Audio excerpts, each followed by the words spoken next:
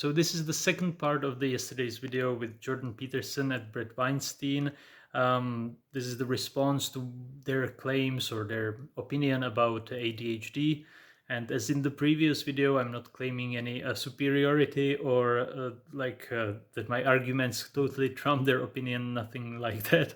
I truly want everyone who has any idea about the subject to please stay civil, but to encourage discussion in the comments below. And yeah, I just believe that some of the points that they raised are maybe due to some misinformation on the subject. It just seems that really some of the points that were mentioned completely disregard what ADHD actually is, and it seems to be confused with something like actual unwillingness to do something or just being surprised that things are difficult.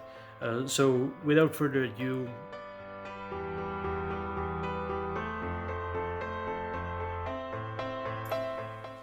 Don't treat it like a tyrant.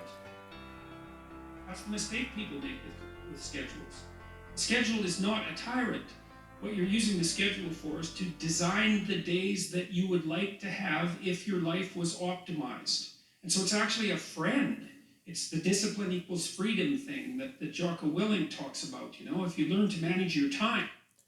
The quote from Jocko Willink, I love that. Discipline equals freedom. I completely agree. And while it's nothing original, I believe it's a great insight, especially from Jocko Willink, because with his voice and his appearance, it really gets to you on a more deep level, I would say. So I completely agree. The problem I have with this, again, is that even when you make the calendar your friend, even then, if you completely manage to follow your schedule, that is your friend, you will have to have some fun activities in there, right? Because it's your friend. You want to plan out some time for activities.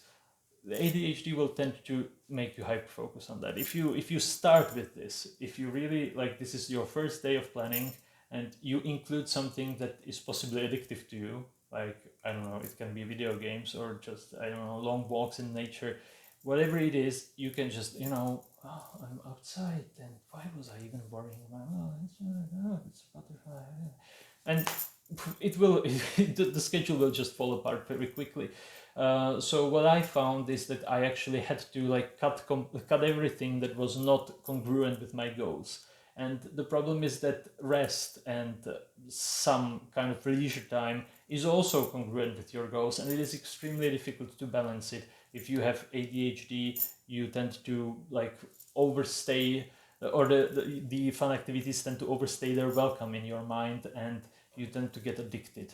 That is really difficult. And again, Dr. Peterson says it like if it was no problem at all.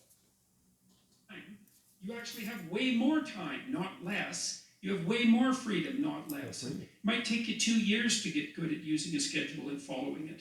So specify your aims and your counter aims, and organize your use of time, and just practice that. You'll get better at it. You can discipline yourself. It takes a while, but you can learn to do it. I would add something to that as well, which is that Okay, so before Brett starts talking, I just want to say that I actually agree, and even for people with ADHD, this sometimes works. Again, as I mentioned in my previous video, the problem with this is that you have to compensate. You have to compensate for the ADHD somehow, and if you are compensating with really hard work on your organization, you even though you get like bogged down by low motivation and even possibly depressed mood or anxiety from the future, you can actually compensate. And the problem is that you are losing against your competition during that time, because someone else that is on your level in everything else is going to outcompete you. They are going to do it faster, and this is very dangerous, because then it will produce diminishing results for you, and diminishing results will result in lower motivation because you don't have the positive feedback, which actually Brett is going to talk about right now. And I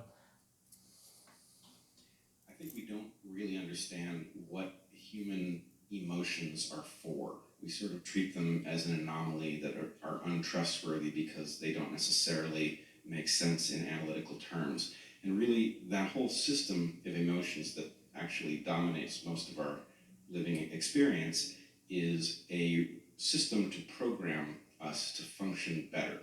So with respect to something like ADHD, I have to agree, I'm not a huge fan of this diagnosis. It seems to me that it results from the fact that we're living under circumstances that cause some of us trouble rather than the fact that we're actually broken in some way.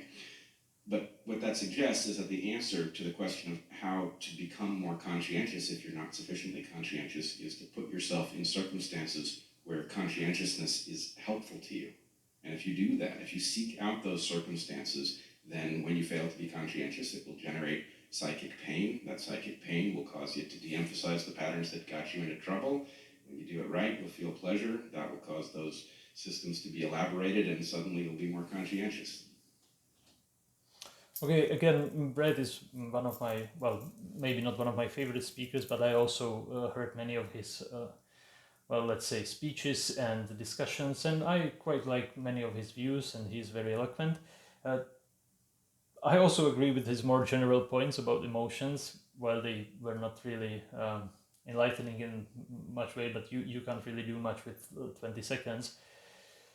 But again, the second part, like, he doesn't like the diagnosis, because it seems to him that if you just put yourself in situations where conscientiousness is required, your underlying mental processes will take care of letting you know that you failed because you didn't have enough of this helpful skill or helpful trait, and this will reinforce the pathways to basically reinforce this trait in the future, and to diminish the trait that got you into trouble in the first place.